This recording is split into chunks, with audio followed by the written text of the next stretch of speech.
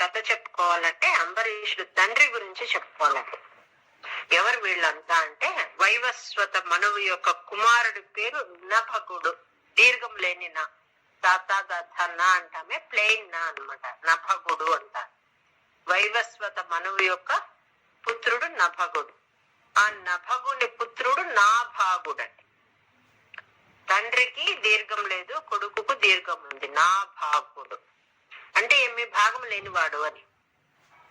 Share అంటాం కదా, తన పార్ట్ అంటాం కదా, అట్లా ఆ పాలు లేనివాడు నాభాగుడు అనమాట. ఆ నభగుడి కుమారుడు నాభాగుడైతే ఆ నభగుడికి ఇతనితో పాటు ఇంకా పుత్రులు ఉన్నారనమాట.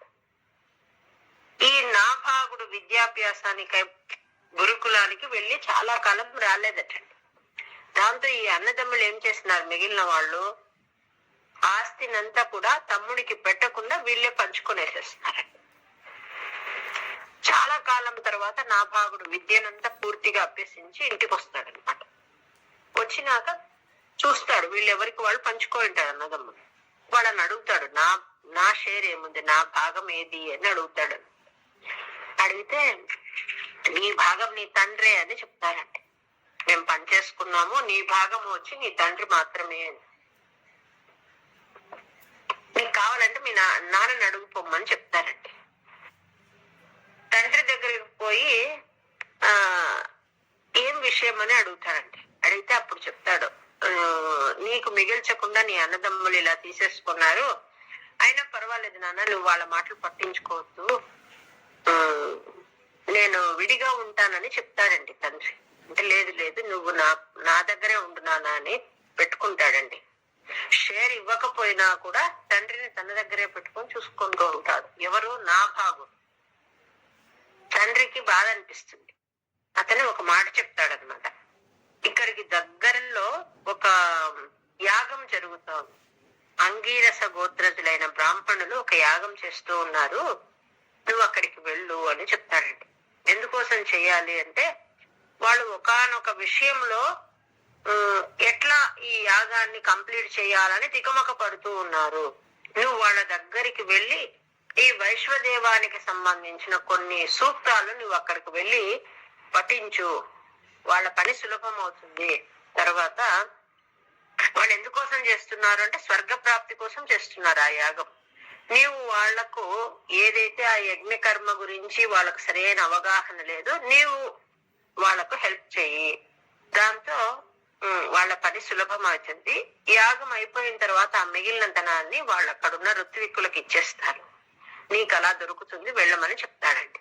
వెళ్తాడు నాభాగుడు. అక్కడ అంగీరస గోత్రజులైన బ్రాహ్మణులు ఆ యాగం చేస్తూ ఉంటారు. వాళ్ళకి ఎక్కడైతే వాళ్ళకు సమస్య ఉందో ఆ కర్మకాండ గురించి ఇతను బాగా వాళ్లకు తెలియచెప్పి వాళ్ళ పని సులువు చేస్తాడు. వాళ్ళు ఏం చేస్తారంటే అక్కడ చాలా ధనం అది మిగిలి ఉంటుందటండి, ధనము ధాన్యము అంతా, అదంతా కూడా నాభాగునికి ఇచ్చేసి వాళ్ళు స్వర్గానికి వెళ్ళిపోతారండి. నాభాగుడు ఆ యజ్ఞావశిష్ట ధనాన్ని అంతా కూడా ముఠ కట్టుకుంటాడండి. ఇంకా తీసుకొని భుజాన పెట్టుకోవాలనుకునేటప్పుడు కరెక్ట్ గా ఒక వ్యక్తి వస్తాడు. వచ్చి ఈ యజ్ఞావశిష్ట ధనం అంతా నాదే, నీది కాదని చెప్తాడు. చెప్తే ఇతను అంటాడు, లేదు లేదు, ఇక్కడున్న బ్రాహ్మణులకు నేను కొంత సేవ చేయడం జరిగింది, వాళ్ళు నాకు ఇచ్చినారు ఇది అంటే, కాదు ఇది నాదే, నీకు అనుమానం ఉంటే నీ తండ్రిని అడుగు, నీ తండ్రి ధర్మవంతుడు సత్యవంతుడు, అతను ఎట్లా చెప్తే అట్లా చేద్దాము అని చెప్తాడండి ఆ వచ్చిన వ్యక్తి.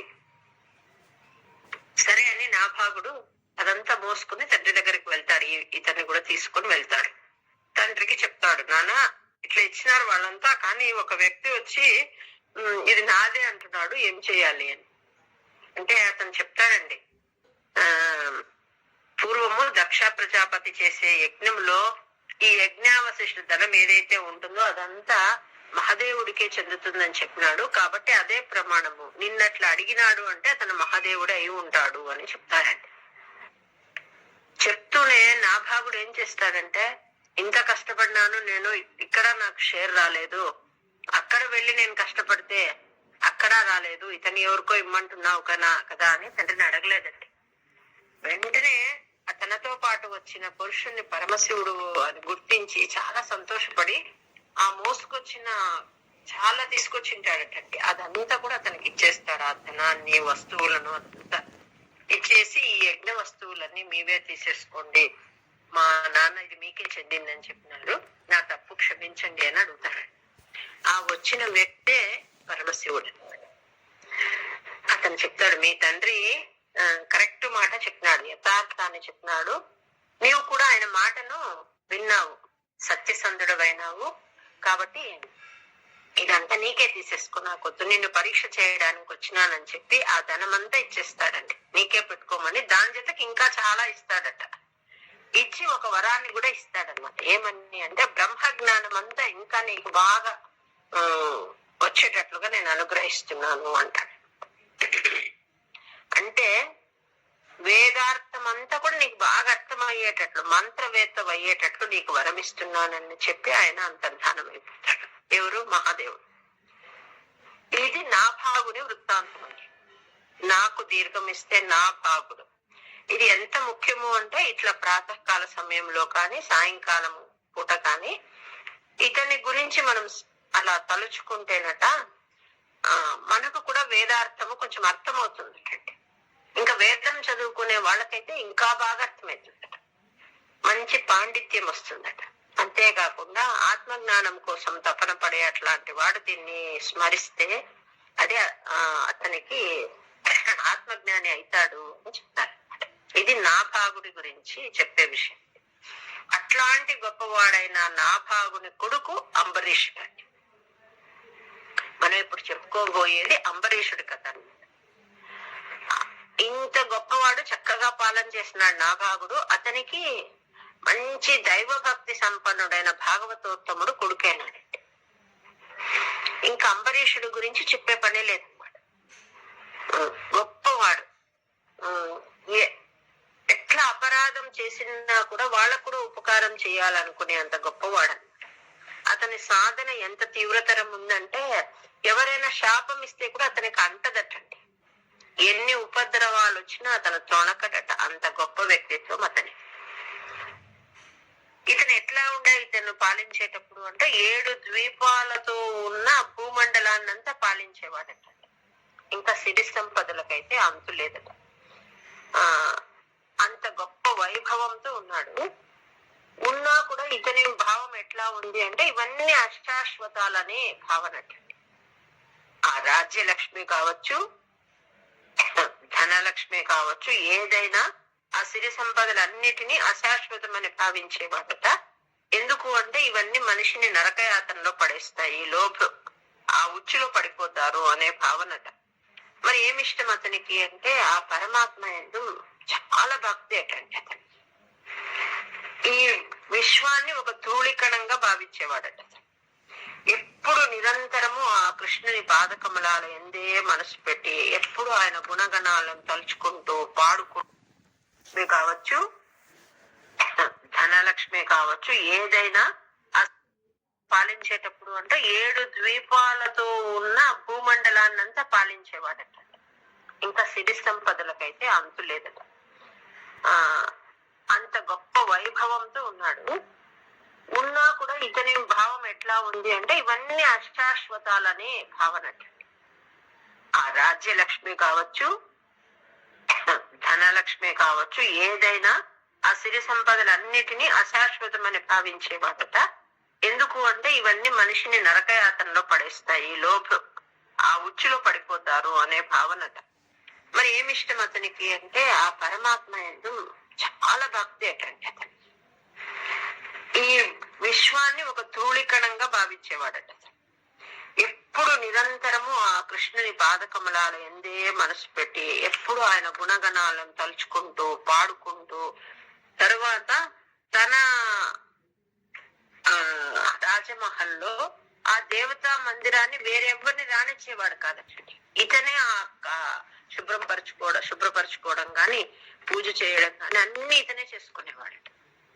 ఆ పూజా మందిరం శుభ్రపరచడము, అట్లా చేయడం ఎందుకు అంటే, చేతులు ఉండేదే అది చేయడానికని భావించేవాడట. అట్లా సార్థకం చేసుకునేవాడట. ఇంకా చెవులు ఉన్నాయి అంటే ఆ పరమాత్మ దివ్య కథలు వినాలి, దానికోసమే ఈ చెవులు ఉండేది అని భావించేవాడట. కళ్ళతో ఎప్పుడు ఆ పరమాత్మ యొక్క దివ్య మంగళమూర్తిని చూడడం అంటే ఆయనకు అంత ఇష్టమటండి. అట్లా ఏమి చేసినా ఆ పరమాత్మ గురించే చేసేవాట. వినడము, చూడడము, శుభ్రపరచడము, తన దేహంలోనే ఉండే అన్ని అంగాలు అట్లా దేవతార్చనకే వినియోగించేవాడట. అతనే పూలు కోసుకొని వచ్చేవాడట. అతనే తన స్వహస్తాలతో ఆ మందిరాన్ని మార్జనము అంటారంటే శుభ్రపరుచుకునేవాడట. అంతటి సప్తద్వీపాధిపతి కానీ ఎవ్వరికి అవకాశం ఇచ్చేవాడు కాదట. ఆ రకంగా ఆయన స్వామిని అర్చించేవాడట. ఎలాగా? ఏమీ ఆశించకుండా, కోరిక లేకుండా అంత గొప్పగా అర్చన చేసేవాడట. ఈయన సేవకు మెచ్చి పరమాత్మ ఏం చేసినాడు అంటే తన సుదర్శన చక్రాన్ని అతనికి అండగా పంపించేసినాడట. అదట ఒక రూపాన్ని దాల్చి అతని దగ్గర ఉన్నట్లు ఉండేదటండి. ఈయన ఎప్పుడు పూజాధికాల్లో మునిగి ఉంటే ఎక్కడైనా ఒకవేళ ఏదైనా రాజు చేయవలసిన పని ఉంది అంటే సుదర్శనం వెళ్లి తన పని తను చేసుకుని వచ్చేసేదట. అదే రాజ్యం వెళ్తూ ఉండేది. అంత గొప్పగా ఈయన రాజ్య పాలన చేసేవాడటండి. అన్ని ఆయనకు ఇదొక్కటే ముఖ్యమైన పని అన్నమాట. ఇంకా వేరే ఏది కూడా అతనికి ముఖ్యమైనది కాదు. అంత గొప్పగా స్వామిని సేవించేవాడట. ఆ సుదర్శనం ఎంత గొప్పది అంటే 1000 అంచులుండే సుదర్శన చక్రాన్ని అతని రక్షణకు అడగకపోయినా ఇచ్చేస్తాడండి. యాచన మృతేప్యభిరక్షణార్థం. ఈయన అడగలేదు ఇమ్మని, కానీ ఈయన యొక్క భక్తికి మెచ్చి పరమాత్మ దాన్ని తన రక్షణకి ఇచ్చేస్తున్నాడటండి. అది ఇతని పూజా రూమ్ లో ఉండేదట. ఎక్కడైనా ఏదైనా రాజు చేయాల్సిన పని ఉంటే ఇది వెళ్ళి చేస్తూ వచ్చేసేదట. అంతటిగా ఇది పరిపాలన చేసేది. నెక్స్ట్ పి మాలతి గారు ఉన్నారా?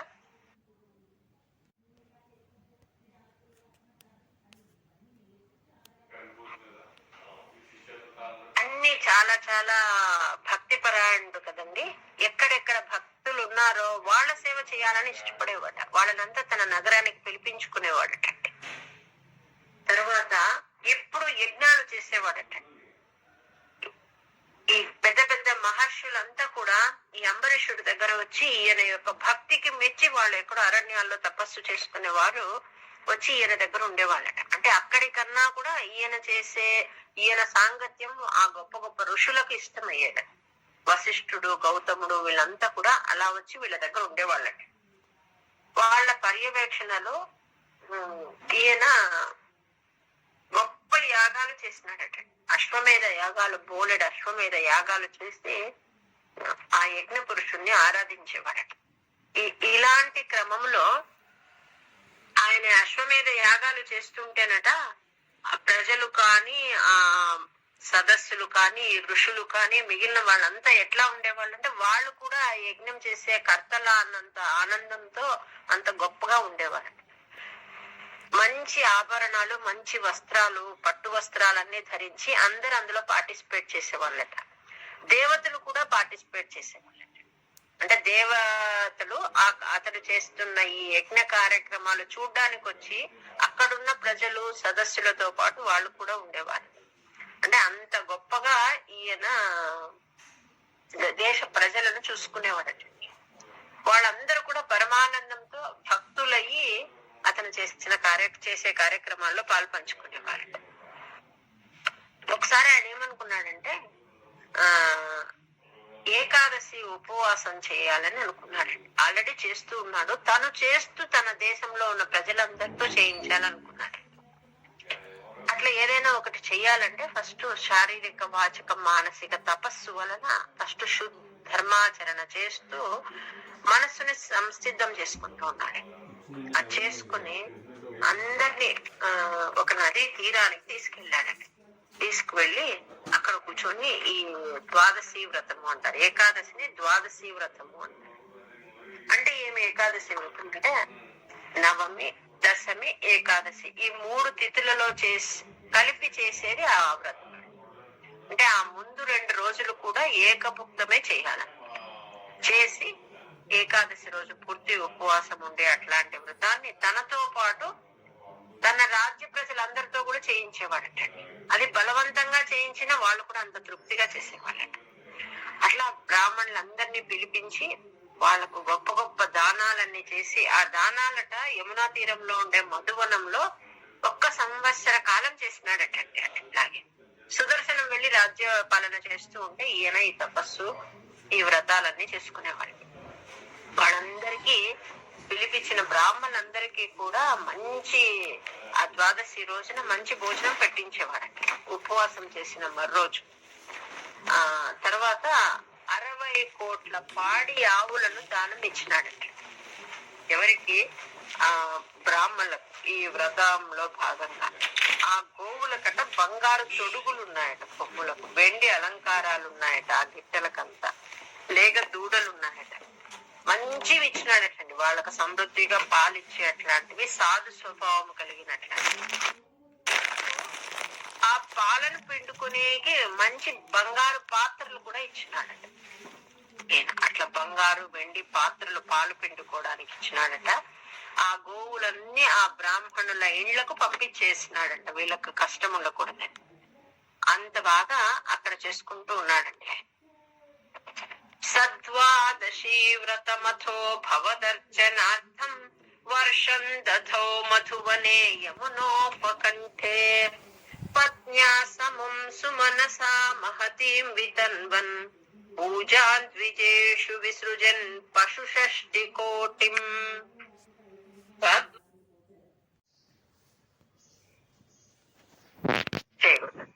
ఒకసారి అట్లా పారణ దినం వచ్చింది. పారణ అంటే ఉపవాసం అయిపోయి మరి భోంచేసే రోజు. అందరికి పిలిచాడు, మంచిగా వాళ్ళకు మంచి వస్త్రాలు, ఏమేం దానం ఇవ్వాలో అన్ని ఇచ్చినాడండి. 60 కోట్ల పాడి ఆవులు దానం చేసినాడట.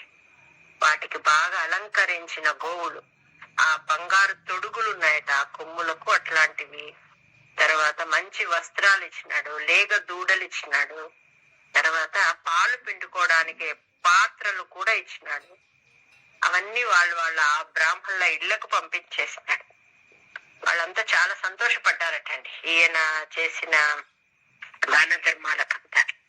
ఇంకా పాలన చెయ్యాలి, అందరికి భోంచేయడానికి వెండి ప్లేట్లు కూడా ఇచ్చినాడటండి అందరికి. ఇంత లోపల దుర్వాస మహర్షి వచ్చినాడు అతిథిగా.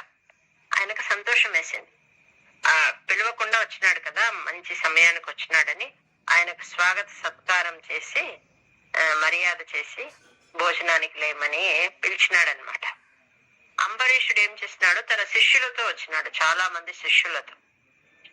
కాబట్టి నేను ఒక్క క్షణంలో అట్లా వెళ్ళి ఇట్లా స్నానం చేసుకుని వచ్చేస్తాను, యమునా నది పక్కనే ఉంది కదా, నేను వెళ్తానన్నాడు. వద్దు టైం అయిపోతుంది, ఇక్కడే చేయండి అంటే వినలేదనమాట ఆయన. ఇప్పుడే వస్తానేనని అక్కడ ఉన్న పక్కనే ఉన్న యమునా నదికి వెళ్ళాడు. ఎంతసేపు నువ్వు అలా రెడీ అయ్యే లోపల నేను ఇలా వస్తానని వెళ్ళాడు.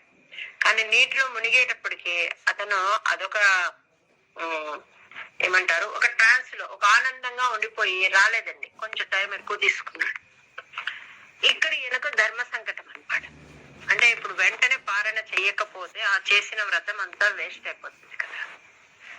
కాబట్టి ఏం చెయ్యాలి అని అభిప్రాయం అందరిని అడిగినాడండి.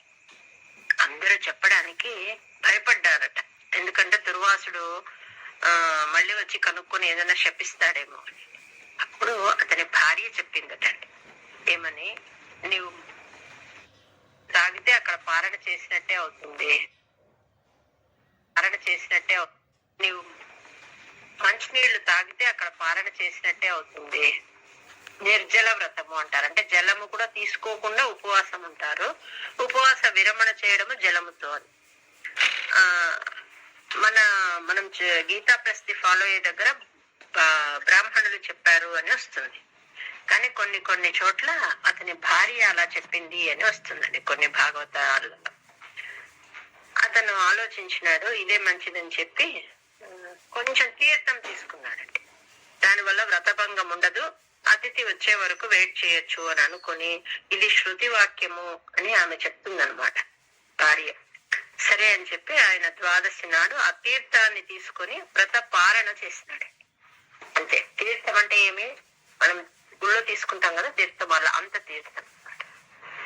ఈ లోపల అంబరీషుడు బ్రాహ్మణులను తీసుకొని వచ్చినాడంటే వస్తూనే ఆయనకు అర్థమైపోయింది.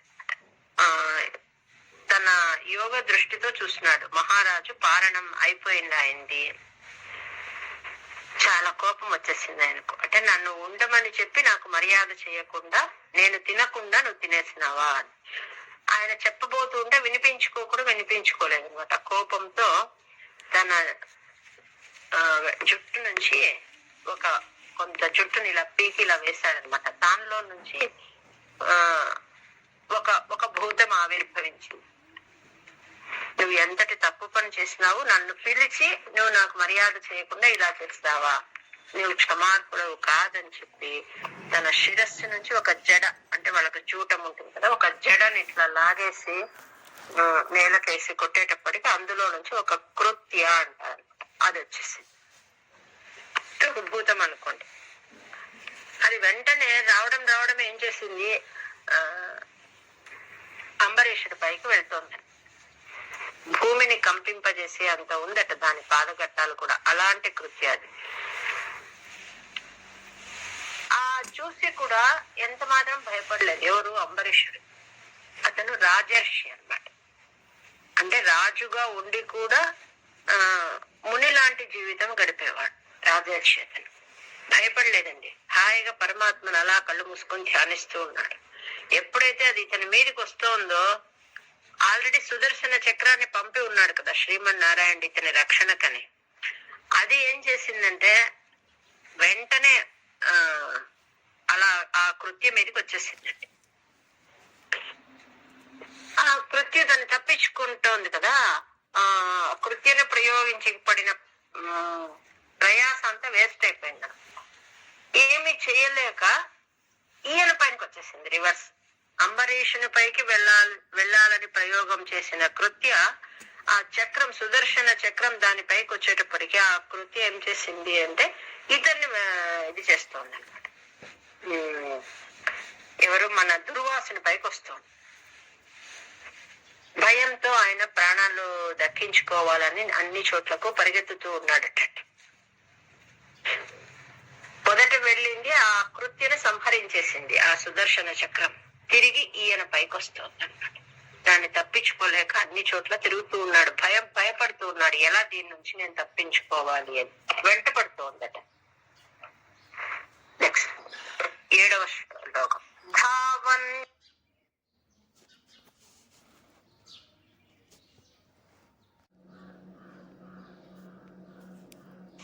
ఎప్పుడైతే ఆ సుదర్శన చక్రం ఆ కృత్సను సంహరించింది, కృత్స రివర్స్ దుర్వాసుడి వైపు తిరిగేలోగా కృత్సను సంహరించింది. మళ్ళీ దుర్వాసుడి వెంటపడిందండి. ఎలా వెంటపడింది అంటే అంతటి ముని కూడా భయపడుతూ పరిగెత్తుతూ ఉన్నాడు అనమాట. దాని నుంచి ఎలా తప్పించుకోవాలి. మేరు పర్వత గుహల్లో దాక్కుందామని వెళ్ళాడటండి. అటువైపు వస్తూ పరుగులు తీస్తున్నాడు. పైకి ఆకాశంలోకి వెళ్తే అక్కడికి వస్తోందట, భూమిలోకి పోతే వస్తోందట, గుహల్లో పోతే వస్తోందట, సముద్రంలో మునిగినాడట. అన్ని ముల్లోకాలు తిరుగుతూ ఉన్నాడు. ఎటు తిరిగినా అక్కడికి అంతా వస్తుంది. ఇంకా ఏం చేయాలో అతనికి అర్థం కాలేదు. సరే, దిక్కు తోచని పరిస్థితిలో బ్రహ్మదేవుడి దగ్గరికి వెళ్ళాడండి. వెళ్ళి ఈ సుదర్శన బారి నుంచి నన్ను కాపాడమని చెప్పాడు. ఆయన నేను చెయ్యలేనని చెప్పినాడండి. అంటే నాకంత శక్తి లేదు సుదర్శనాన్ని కాపాడే శక్తి. నేను ఆ పరమాత్మ యొక్క కనుసన్నల్లో ఉండేవాడిని. ఆయన ఎలా చెప్తే అలా నడుచుకునేవాడిని. దీన్ని నిరోధించే శక్తి నాకు లేదన్నాడండి. అప్పుడు వెంటనే శర్వం అంటే పరమశివుడు ఉన్న కైలాసానికి వెళ్ళాడు. అక్కడ అడిగాడండి, ఈ సుదర్శనము నన్ను సంహరించడానికి వస్తుంది, దీని నుంచి నన్ను కాపాడమని. ఆయన కూడా చెప్తున్నాడు ఏమని, మేమందరము కూడా ఆ కాలానికి తగ్గట్టు నడుచుకునే వాళ్ళమే, మేమంతా కూడా ఆ భగవంతుని మాయను తెలుసుకోలేము, కాబట్టి మేము కాపాడలేము అని చెప్పినాడండి. నేను కాపాడలేదు. బ్రహ్మదేవుడు అతనికి ఆపలేడు, కైలాసపతి కూడా ఆయన్ని రక్షించలేదండి. లాస్ట్ కి విష్ణుదేవుడి దగ్గరికి వెళ్తూ ఉన్నాడు. భావన్ అశేష భువనేషు, అశేష భువనేషు అంటే సకల లోకాలలో, ధావన్ అంటే పరిగెత్తుతూ, విశ్వం అంతా కూడా తిరుగుతూ ఉన్నాడండి. ధావన్నశేష భువనేషు భియాస పశ్యన్ విశ్వత్ర చక్రమపి తే గతవాన్ విరించం కః కాల చక్రమతి లంఘయతీత్యపాస్తః శర్వం యయౌ సచ భవంతమవందతైవ.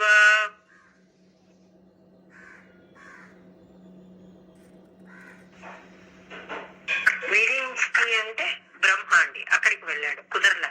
శర్వం అంటే పరమశివుడు, అక్కడికి వెళ్ళాడు, అక్కడ కుదరలే. ఆఖరికి విష్ణు లోకానికి వచ్చినాడండి. వచ్చి ఆయన అడుగుతున్నాడు, నాకు ఈ సుదర్శన చక్రం నన్ను వెంటాడుతోంది కాబట్టి నన్ను కాపాడమని అడిగితే అతను చెప్తున్నాడు, నేను అశ్వతంత్రుడను అని చెప్తున్నాడు పరమాత్మ. అందరూ అశ్వతంత్రులు అని చెప్తున్నారు, మరి ఎవరు నువ్వు ఎట్లా అంటే నువ్వు ఎవరు స్వతంత్రుడు అంటున్నావు, ఎవరు నన్ను కాపాడతారని అడిగితే ఆయన చెప్తున్నాడు, అహం భక్త పరాధీన అని చెప్తున్నాడు. నేను అశ్వతంత్రుడును. ఏ రకంగా అంటే భక్తికి, నా భక్తులకు నేను వశుడై ఉంటాను, నాకు వాళ్ళంటే చాలా ప్రీతి, భక్తులకు నేను అత్యంత ప్రియుడను. నన్ను ఎవరైతే నిరంతరం సేవిస్తూ ఉంటారో వాళ్లకు నేను వాళ్ళ ఆధీనంలో ఉంటాను. నా భక్తులకు ఏకైక పరమగతిని నేనే. నా భక్తులను కాదని నా విషయం కానీ ఇంకా వేరే ఏ విషయం కానీ నేను ఆలోచించనని చెప్పాడండి. ఈయనకు చాలా నిరాశ అయిపోయింది, ఏం చేయాలని ఆలోచిస్తూనే ఉన్నాడు. అప్పుడు పరమాత్మ చెప్పినాడటండి, ఏమని, జ్ఞానమైన తపస్సైన వినయంతో ఉంటేనే అది శోభిస్తుంది. విద్య, తపస్సు, విద్య ఈ రెండు కూడా వినయంతో ఉన్నప్పుడే శోభిస్తుంది. నీవు ఎవరి పట్ల అయితే అపరాధం చేసినావో ఆ అంబరీషుడి దగ్గరికే వెళ్ళు, అదే నేను నీకు చెప్పగలిగిన ఉపాయము, అతను నిన్ను రక్షిస్తాడని పంపించేసినాడు. భూయో భవన్ నిలయమేత్య మునిన్నమంతం ప్రోచే భవానహమృషేనను భక్తదాసః జ్ఞానంతపశ్చ వినయాన్వితమేవ మాన్యం యాహ్యం పరీష పదమేవ భజేతి భూమన్.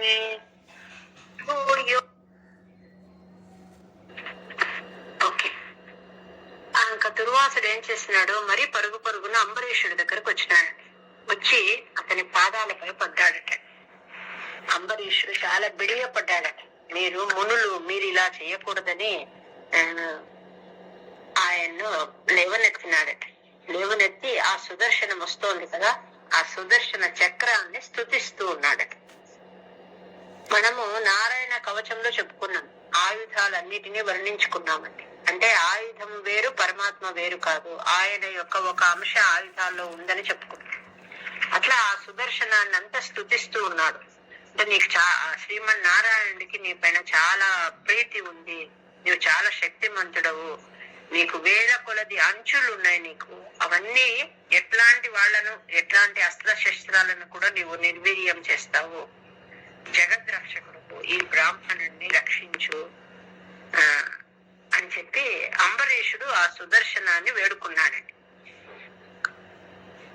దాంతో అది ఏం చేసిందంటే ఆ అంబరీషుడి యొక్క స్తుతికి శాంతించి తన స్వస్థానానికి వెళ్ళిపోయిందట.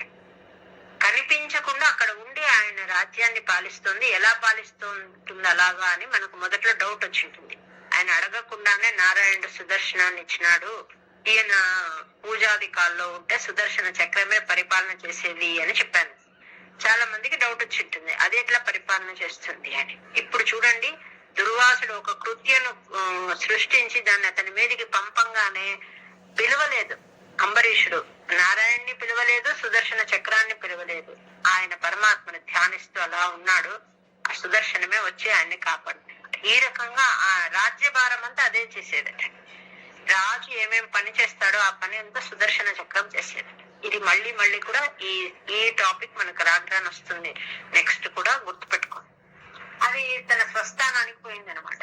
ఇంకా దుర్వాసుడు ఆ రాజు యొక్క భక్తిని చాలా మెచ్చుకున్నాడట. అతని దయాగుణాన్ని మెచ్చుకుని అతనికి ఆశీర్వచనం చేసినాడట. ఈ ఇన్ని చోట్ల అన్ని తిరిగి వచ్చేటప్పటికట ఎంత కాలం పట్టిందంటే 1 సంవత్సరం పట్టిందట. మొత్తం అన్ని లోకాలు తిరిగి అంబరీషుడి దగ్గర వచ్చేటప్పటికి 1 సంవత్సర కాలం పట్టింది. ఈ సంవత్సర కాలం కూడా ఆయన అలాగే ఉపవాసం ఉన్నాడట. ఈ ద్వాదశికి భోంచేయాల్సిన వాడు నెక్స్ట్ ఇయర్ మళ్ళీ ఆ రోజు వరకు కూడా అలాగే ఉపవాసం ఉన్నాడు. తావత్ సమేత్య మునినా సగృహీత పాదో రాజాపసృత్య భవదస్త్రమసావనౌషీత్ చక్రే గతే మునిరదాదఖిలాశిషోష్మై త్వద్భక్తిమాగసి కృతేపి కృపాంచ శంసన్.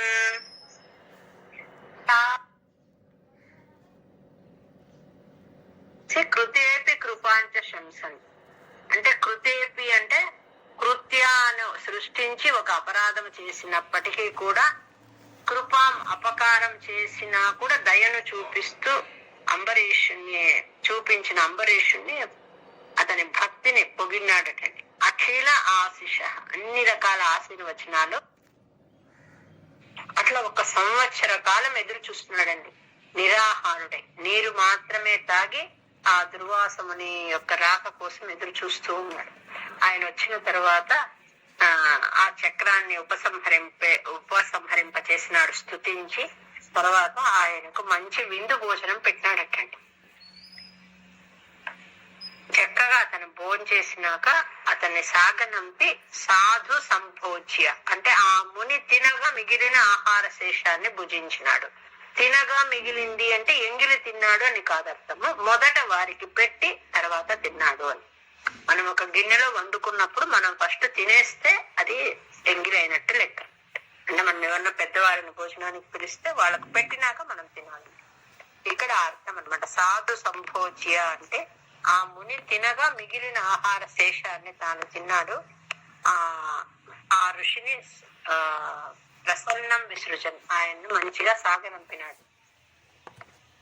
ఆ తరువాత ఇంతకు మునుపు కంటే ఇంకా భక్తి పెరిగిందటండి అంబరీషుడికి. భక్తిలో ఆయన పరాకాష్ఠలో ఉన్నాడు. కానీ ఈ ఇన్సిడెంట్ తర్వాత అతనికి ఇంకా దృఢ భక్తి కలిగి అలా పరమాత్మను సేవిస్తూ ఆఖరికి నీ సాయుధ్యాన్ని పొందినాడు.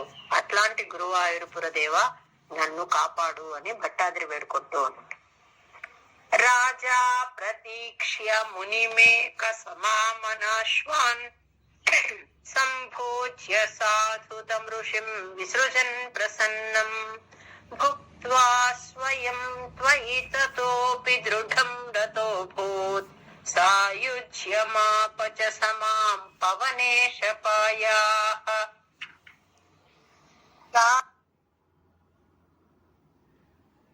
నేను ఒకసారి చదువుతానమ్మా, మీరందరూ పెన్సిల్ దగ్గర పెట్టుకుని ఏదైనా కరెక్షన్ ఉంటే స్ప్లిట్ చేసేదంటే చేస్తాం.